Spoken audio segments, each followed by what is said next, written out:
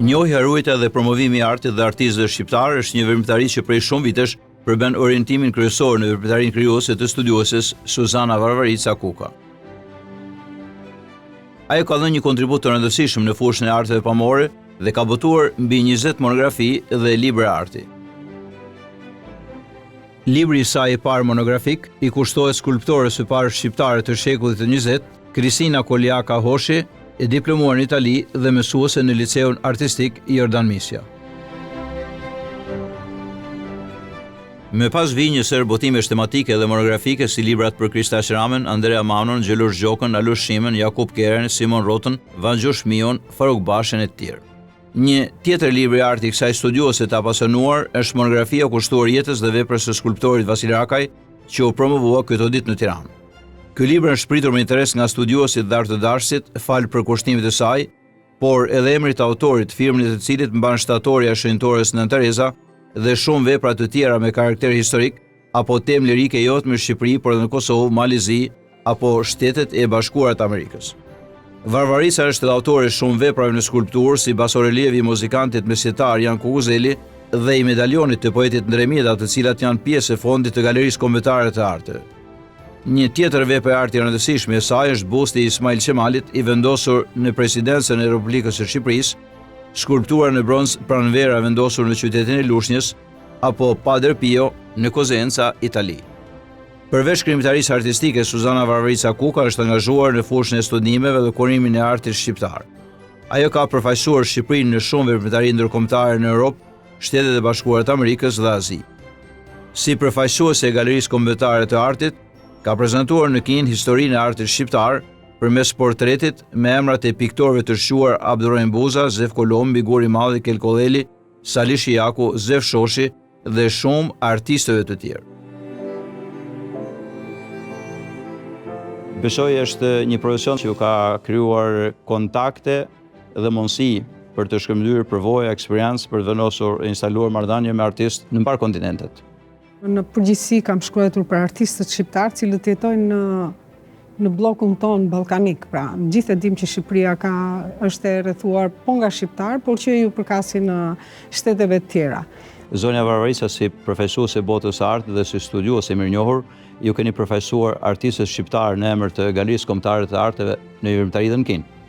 Po, ka qenë një nga aktivitetet më domethënëse të asaj kohe, pra bëhet fjalë për vitet 2000, ishte një bashkëpunim shumë i mirë i Galerisë Kombëtare të Arteve me ambasadën e Republikës Popullore të Kinës në Tiranë, të cilët e pan artin shqiptar si një domosdoshmëri për t'u ekspozuar në Muzeun e Artit në Pekin. Me këtë ekspozit jam marrë unë si kuratore bashkë me drejtuesin e Galerisë Kombëtare të Arteve asaj kohe Genci Mulliqi.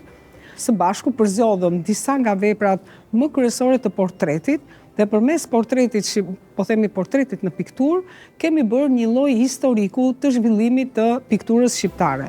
Dhe ky grup portretesh shkoi dhe u ekspozua në Muzeun e Artit në Pekin dhe u mirëprit në një mënyrë shumë kurioze e para, e dyta u prit mirë sepse ata rishihnin, si thuaç, jo thjesht portretin e realizmit socialist që ne jemi mësuar, por një portret që vinte nga rilindasit ton, pra nga Kolidromeno, edhe përfundonte deri në ditët e sotme. Dhe pikërisht ky lloj portreti i ndërtuar në këtë formë solli gjithë zhvillimin e krijimtarisë së artit shqiptar edhe ndaj një gjinie të thjeshtë, siç ne e quajmë gjininë e portretit.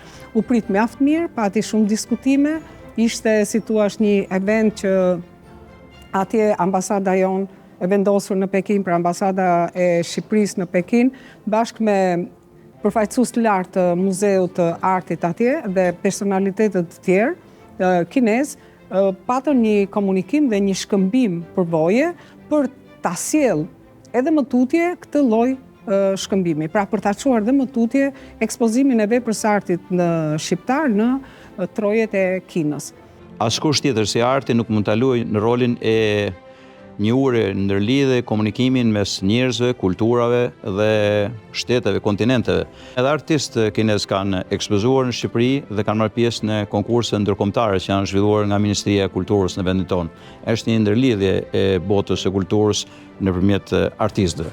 Këto lloj ekspozitash, konkurs kanë qenë shumë të rëndësishme sepse sollën brenda jo thjesht vetëm territorit të Galerisë Kombëtare të Arteve, por të sistemit të artit në Shqipëri, me dhjetra dhe dhjetra artistë ndërkombëtar, të cilët edhe sot e kësaj dite kanë një emër, po themi të drejt famës së tyre, sepse janë artistë të konceptuar si në artin modern, ashtu dhe në artin kontemporan, të cilët për vetë mundësinë e ekzistencës së artit në tërësi, kanë një lloj konflikti me artin tradicional. Por, asaj kohë, edhe pse ky konflikt në thojza ishte shumë domethënës dhe ishte shumë i përballshëm, përsëri në vitet që kaluan u kuptua që ardhja e këtyre artistëve, me shpresë që do të vinë edhe në vitet që ne po jetojmë, sjell një atmosferë mjaft domethënëse, një atmosferë shumë studimore dhe një atmosferë që e hap artin shqiptar ndaj të huajve dhe sjell mundësinë e të huajve brenda artit shqiptar.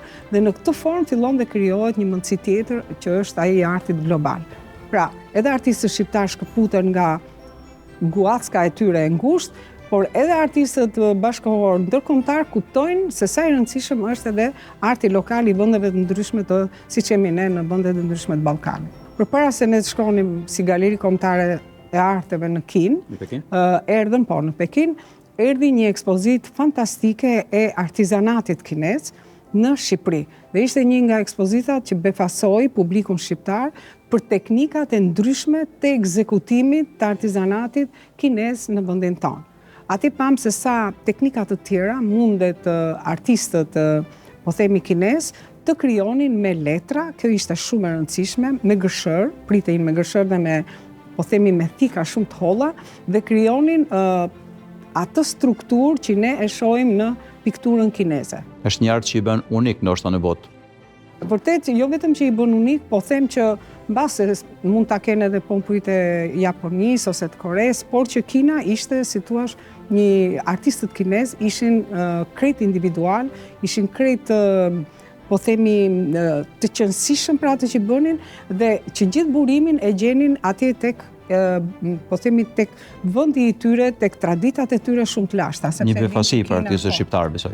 Pikërisht, për artizanatin shqiptar ishte një befasi e madhe. Për artistët shqiptar ishte një befasi tjetër, sepse ata nuk trajtonin vetëm po themi temën dhe subjektin popullor kombëtar siç jemi mësuar ne ta kuptojmë, por ato teknikat e artizanatit i kthenin në vepra arti, në artin kontemporan të tyre. Faleminderit të nderuar Raisa, do të takohemi në botimet dhe promovimet e radhës, pasi ju jeni studiuesja që nuk ndaloheni asnjëherë. Urime. Faleminderit. Faleminderit.